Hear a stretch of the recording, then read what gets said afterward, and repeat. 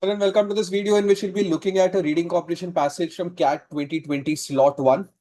In this video, we'll be reading the passage, we'll be getting a better sense of understanding of what the passage is about, what information are we supposed to take away from the passage, and then we'll analyze the passage to understand a few more things in depth about what has been given in the passage and a few things that we can take away as learnings from the passage as well. So starting off, the first sentence in itself kind of gives us a clue as to what overall the author is going to discuss, and the author talks about government of China's and Chinese Empire historically between 618 to 907 AD when the Tang dynasty was ruling. And specifically with respect to history of China, the author wants to talk about a complex financial system that recognized grains, coins, textiles as money. So the author is definitely going to talk about the financial system of Tang dynasty in China. And then he starts to talk about coins. Specifically, he wants to talk about coins and what kind of advantages they had. So the author is first telling us advantages of coins, then disadvantages of coins. And the next paragraph, the author talks about advantages and disadvantages of textiles as currency. So it's grains, coins, and textiles. First, the author is talking about coins and textiles only. Then the author in the third paragraph is going to compare textiles and coins, and the author is actually saying that textiles have an advantage over coins. So advantage of textiles over coins have been discussed in the next paragraph. And moving forward, the author also is talking about how the government required textiles for larger transactions and coins, on the other hand, were suitable for smaller transactions. So yes, textiles had advantages, but each coin and textile had its own use case. Then the author briefly mentions grains, that how grains also fit into this entire currency system.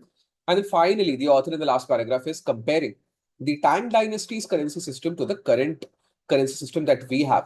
That similarly, how they have multiple different things that we use as currency.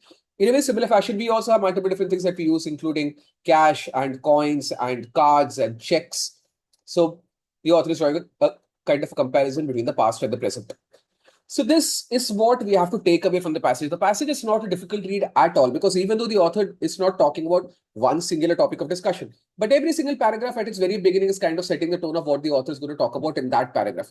So it's about currency in China during the Tang dynasty. It's about coins, advantages and disadvantages, textiles, advantages and disadvantages, where textiles were more advantageous than coins, how coins and textiles had their own use cases and what use case grains had, and how that currency system was similar to ours. This is what the passage is about, and this is what you want to take away from the passage after finishing reading it for the first time. The few things to note about this passage is it's a 518 word long passage, slightly longer than average CAT word length, but not very long either. It's of course a sense of an analysis of the currency system in the Tang dynasty in China. So it's an analytical passage. It's been picked up from a journal, which makes the passage academic in nature. The author is looking at the Chinese currency system in the Tang dynasty in a very academic sense. So it is not very, excuse me, written for a very leisurely kind of an audience. It is for academic purposes. And that's why I would put the time required to read slightly more than 2 minutes. I'd say 150 to 160 seconds, because the advantages, disadvantages of coins and textiles, all these things have been colored in a kind of an academic opinion. So it might take some time to understand exactly what is being used. Acceptable time to read, I would say, is 3 minutes and 10 seconds.